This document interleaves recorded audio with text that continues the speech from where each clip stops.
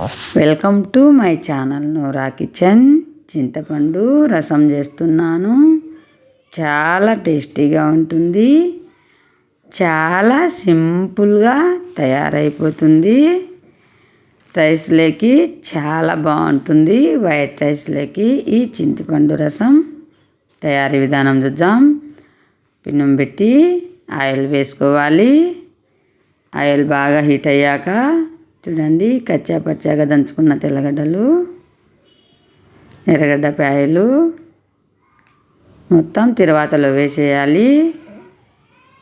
పచ్చిమిరపకాయలు కూడా యాడ్ చేయాలి, మర్చిపోకుండా వేయాలి. చూడండి, ఇలా వేయించుకోవాలి.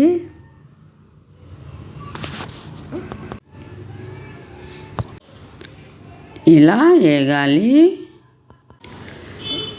కాస్త కలర్ చేంజ్ అయ్యేట్టుగా వేగాలి. మంచి స్మెల్ వస్తుంది తెల్లగడ్డలు వేగుతుంటే.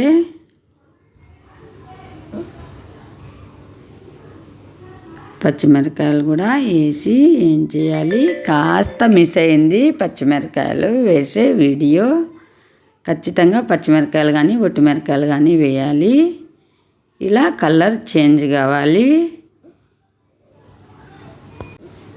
చూడండి, కలర్ అయితే చేంజ్ అయ్యాయి. చింతపండు ఉప్పు వేసి నానబెట్టి ఇలా కలుపుకోవాలి. ఇలా తర్వాత వేగినాక ఇలా రసాన్ని వేసుకోవాలి.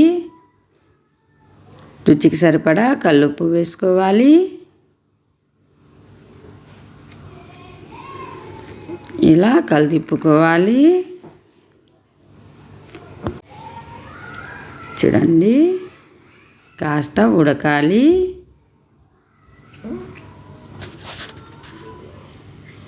ఫస్ట్ టైం నా ఛానల్ చూస్తున్నట్టయితే సబ్స్క్రైబ్ చేయండి.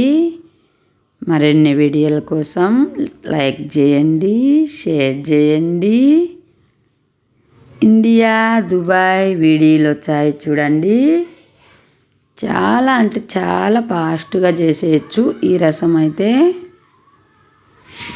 చూడండి, ఉడకాలి ఇంకా రసం.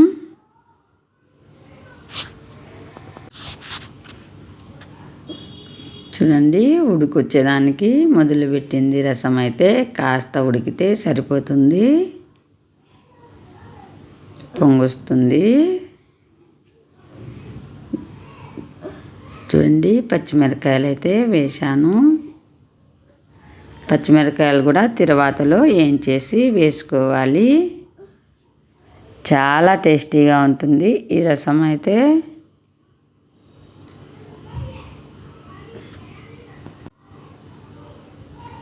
కాస్త ఉడికితే సరిపోతుంది.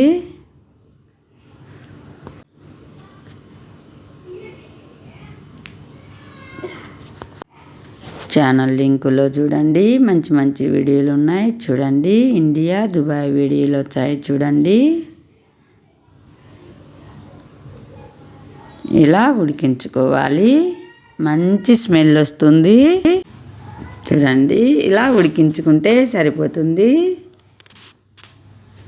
ఎక్కువ ఉడకకుండా ఏ రసమైనా ఒక పొంగు వచ్చేలా ఉడికితే సరిపోతుంది. 5 నిమిషాలు ఉడకాలి. చాలా అంటే చాలా టేస్టీగా ఉంది. ఖచ్చితంగా మీరు కూడా ఒకసారి ట్రై చేయండి. చాలా సింపుల్గా తయారైపోతుంది. చాలా టేస్టీగా ఉంది. వైట్ రైస్ లేకైతే చాలా బాగుంటుంది. రసం అయితే తయారైంది. మంచి స్మెల్ వస్తుంది. ఫస్ట్ టైం నా ఛానల్ చూస్తున్నట్టయితే సబ్స్క్రైబ్ చేయండి, లైక్ చేయండి, షేర్ చేయండి. ఇండియా దుబాయ్ వీడియోలు వచ్చాయి చూడండి. చాలా అంటే చాలా టేస్టీగా ఉంది. Thank you for watching video.